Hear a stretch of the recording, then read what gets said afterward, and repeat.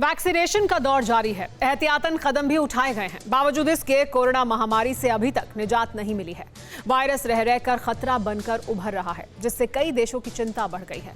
और इसमें सबसे ज्यादा परेशान कोई देश है तो वो जर्मनी है, जहां 3 लहरें पहले ही हाहाकार मचा चुकी हैं और अब चौथी लहर सिर पर खड़ी है। खास बात यह है कि यह आशंका नहीं है बल्कि दावा है। इसके अलावा एक नया खतरा अमेरिका में भी दस्तक दे रहा है। देखिए किसने किया है जर्मनी में चौथी लहर पर दावा और अमेरिका के लिए कौन सा है वो नया खतरा। –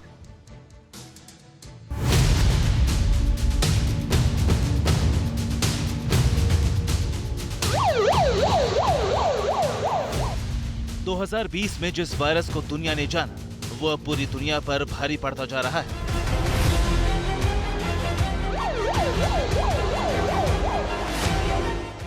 कोरोना अब भी कहीं हवा के संपर्क से शरीर में आ रहा है, तो कहीं कमजोर इम्यूनिटी वाले शरीर पर अटैक करके नुकसान पहुंचा रहा है।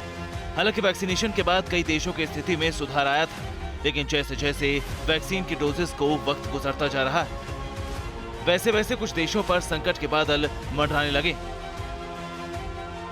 ऐसा ही एक देश है जर्मनी, वो मुल्क जिसने पहली और दूसरी लहर में बड़ी तादाद में अपनों को खोया है, जिसने तीसरी लहर में भी संकट का सामना किया है। लेकिन अब इसी देश पर चौथी लहर भी कहर बरपाती नजर आ रही। खबर बिल्कुल सही है, जर्मनी में कोरोना वायरस की वजह से फिर हालात बिगड़ने लगे। हालांकि चौथी लहर ने दस्तक दी या नहीं, इस पर कयास लगाए ही जा रहे थे कि जर्मनी की चांसलर एंजेला मार्केल ने इशारों में चौथी लहर की आशंका व्यक्त कर दी। जर्मनी पर फिर कोरोना प्रहार, पहली बार केस 60,000 पार। चौथी लहर दे रही दस्तक, संक्रमण घर की दहलीज तक।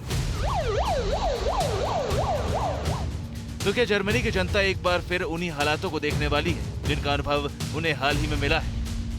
जवाब हाँ और नहीं के बीच संशय की रेखा में झूल रहा है, क्योंकि एहतियात की बुनियाद पर इस खतरे को टाला भी जा सकता है और नहीं भी। नहीं इसलिए क्योंकि वक्त के साथ वायरस से अगर संक्रमण फैल चुका है तो उसे रोकने के लिए फिर उसी स्थिति का सामना करना होगा जैसा कि पहले हो चुका है। लेकिन सवाल यह भी है कि संशय की रेखा खींची किसने? जवाब है जर्मनी की चांसलर एंजेला मार्केल ने।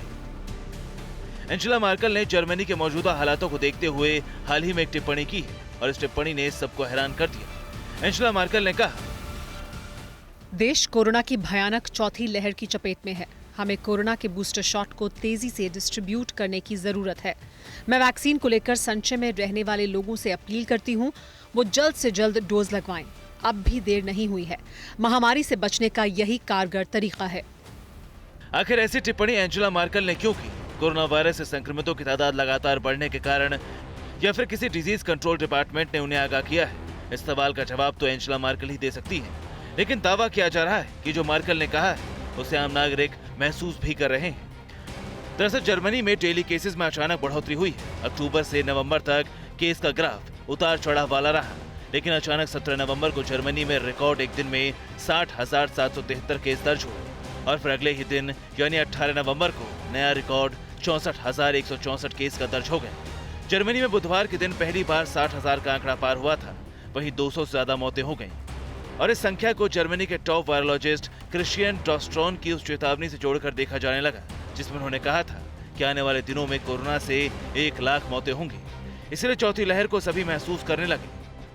यहाँ तक कि WHO ने भी इन हालातों पर चेतावनी जारी कर दी, क्योंकि खतरा सिर्फ कोरोना वायरस का नहीं है, बल्कि एक और वायरस का है जिसका पहला टारगेट अमेरिका माना जा रहा है।